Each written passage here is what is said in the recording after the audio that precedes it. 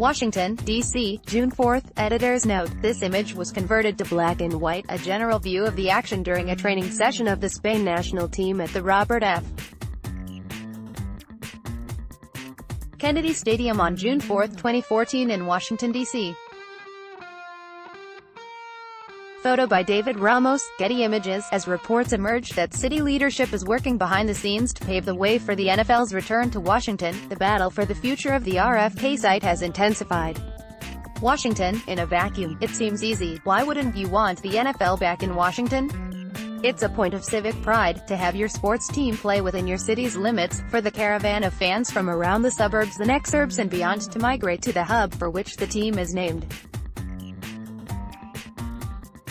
It is, after all, where the NFL used to be, in Washington, the city with which they still associate. But the reality is much more complex, and the many machinations required to bring the NFL back to D.C. carry a steep price tag of financial, opportunity and social costs that seem increasingly likely to far outweigh any benefits, and that have divided local politicians. Mayor Muriel Bowser has been reportedly trying to bring NFL football back to D.C., specifically to the RFK site the Burgundy and Gold once called home. In early December, The Washington Post reported that the club was working with both the mayor's office as well as Republican congressional members to fit a provision into the federal spending bill that would loosen the laws on the way the land is intended to be used, paving the way for a potential NFL stadium on site. That initial effort appears to have stalled for now. There is no deal, there's no outlined plan, and there's no agreement between the team and the district, Bowser's chief of staff, John Falchicchio, told WTOP. What there is a hope that the district is able to attain the land, either through a transfer or long-term lease, and be able to figure out with the community what the long-term vision for the RFK campus is. The team did not directly answer questions regarding the nature of any discussions with either local or federal officials, or any language added to the congressional spending bill. We have a very good relationship with all of our local leaders, and yes, we talk to all of them on a regular basis, a team spokesperson told WTOP, without addressing specifics of any conversations regarding a new stadium deal. Beyond, our goal is to create the best stadium experience in all of sports. Pretty much all district officials seem to be in agreement on that one basic point, that they'd like for the city to gain control over the land. It currently belongs to the National Park Service and is zoned specifically for recreational activities, precluding any residential or commercial development. The district can acquire control, or extend its current lease with different provisions. As WAMU reported was the initial effort, city leaders would have the chance to change those rules. It's a matter of how they change them, and the resulting plans, that are the matter of contention. It's been close to 3 years since Events DC, which has been in charge of the RFK redevelopment, unveiled a 5-part plan for the site, and more than 2 years since they detailed a nearly $500 million project, including multi-purpose playing field set to come online this spring, a food market hall, a 350,000-square-foot sports and recreation complex, new pedestrian bridges connecting the east side of the Anacostia River through Kingman and Heritage Islands, and a lasting memorial to Robert F. Kennedy. There were multiple iterations of the plan that included the possibility of an anchor stadium, possibly an NFL stadium, the door left open as to whether or not there would be an anchor tenant. Those plans were the result of a painstaking learning process, in which community input drastically changed the final designs. Everything past the fields is on hold for now, pending a more permanent resolution of the land rights, or an extension on the lease, but is not dependent on a resolution in regard to an NFL stadium. RFK played host to NFL football for 36 seasons, but it's been more than 20 years since the last NFL game at the site. AP photo, Doug Mills, file, almost nothing worse that you can do. Some of the stadium's biggest opponents are not necessarily those you might expect. Councilmember David Grosso, at-large, worked under former D.C. Councilmember Sharon Ambrose as a clerk on D.C.'s Economic Development Committee, where he was part of the team that helped pave the way for baseball's return to the district. Ward 6 Councilmember Charles Allen just helped oversee the completion of another major sporting venue in his ward, with the completion of Audi Field last summer. The mayor's office described any potential NFL stadium project as a D.C. United-type deal, in which the city would provide the land and build the infrastructure, while the team would build the stadium. But both Allen and Grosso are of the mind that an NFL stadium on the RFK site is bad for both the city and the local residents, and provides none of the economic boost often credited to projects like these. It's just not a good use of our land and our resources, and I think it's a really wasted opportunity for what our city truly needs, Allen told WTOP. We're in an affordable housing crisis in our city, and here we have an opportunity to extend our neighborhoods down to the Anacostia River with new housing. I also don't think that a football stadium is a good investment for the jurisdiction, Grosso told WTOP. I've read some studies on other cities. It doesn't generate the type of economic impact that you would like to see from an investment this big.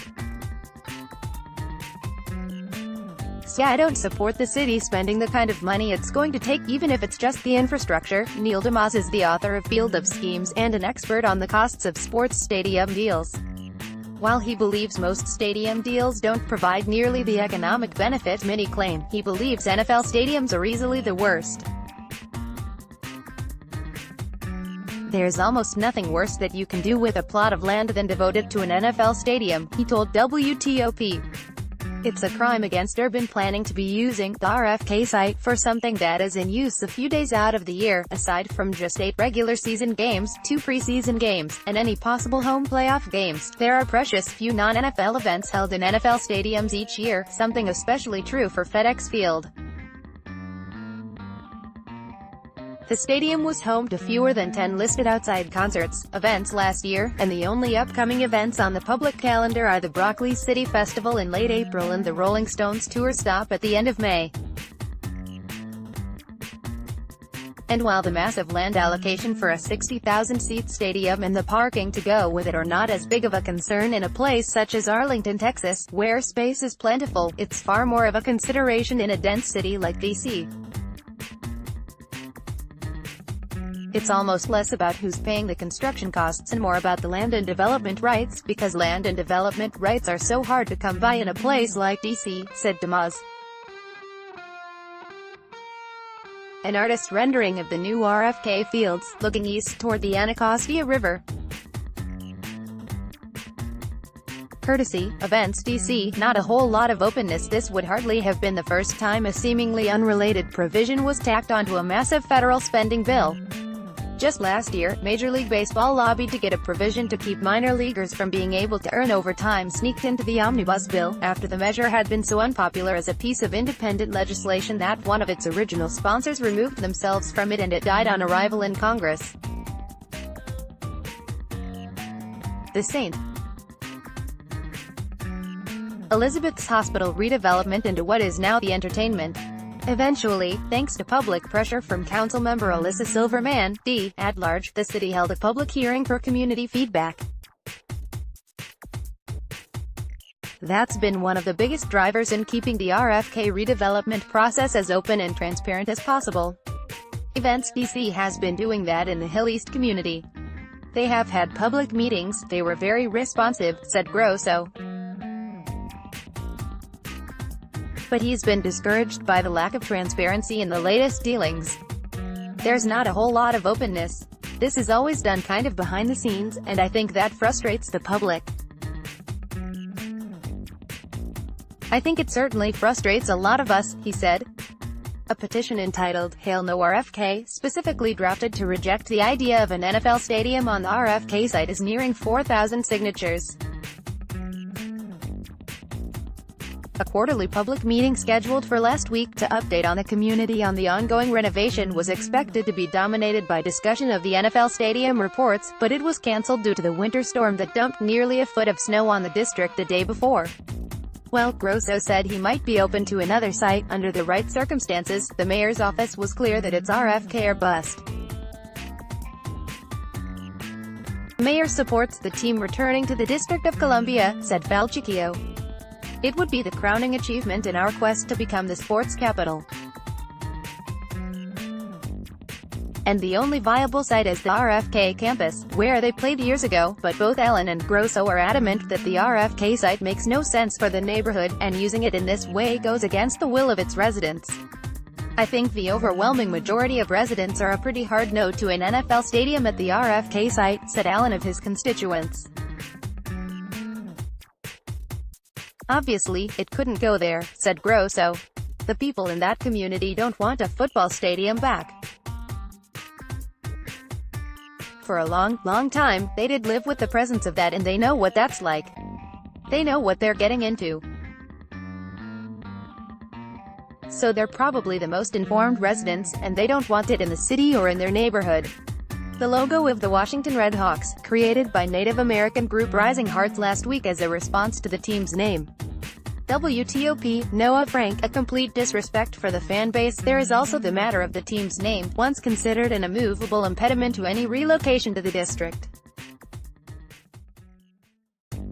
The mayor's been absolutely clear that she is not a fan of the name of the team, and that would be one of the discussion items we would have with the team, Falchicchio told WTOP. However, he stopped short of saying that any relocation to D.C. would be contingent upon a name change. And while Bowser has been vocally opposed to the name in the past, that appears to have changed this August, when she went straight from a groundbreaking for the new athletic fields at RFK to the team's annual Welcome Home Luncheon, where she sat at the head table with team owner Dan Snyder and enthusiastically used the name several times in public. Objections to the team name was one of the primary reasons cited for the behind-the-scenes efforts to get something done before the House of Representatives shifted back to Democratic control this month. Falchicchio said there has been no re-engaging with federal officials since the new Congress has been in session, which has been dominated by the partial government shutdown.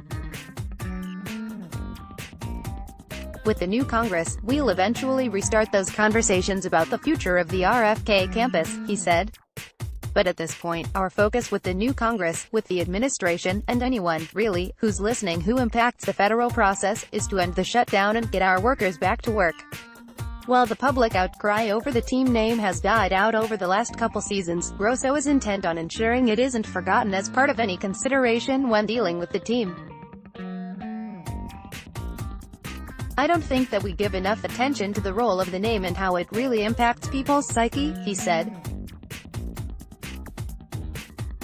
Not just the name, but the mascot, the use of it, the image on the helmet, all that stuff plays a really negative role in our society for people who are American Indians and are trying to move forward. A lifelong Washingtonian with relatives who still own season tickets, Grosso's objections go beyond the nickname and imagery. I don't support anything that has to do with Dan Snyder. For 20 years now, he's taken that team and done nothing but use it to his own personal gain and shown a complete disrespect for the fan base, for the team's history, for pretty much anything and everything, he said. Grosso was also Congresswoman Eleanor Holmes Norton's chief counsel before his current position. That helps inform why his letter to Norton, voicing his unequivocal opposition to any effort to advance legislation that would allow construction of a new stadium for the Washington professional football team here in the District of Columbia, might carry a little more sway than if it had come from someone else. Allen is also not a fan of the team name. But simply changing it does not remedy the financial burden such a project puts on the city, nor does it address the many other ways he'd like to see the land used. Even if they changed their name tomorrow, I don't think it makes a difference, said Allen. Because an NFL stadium is a really bad idea. Like WTOP on Facebook and follow at Top on Twitter to engage in conversation about this article and others. Copyright 2019 WTOP.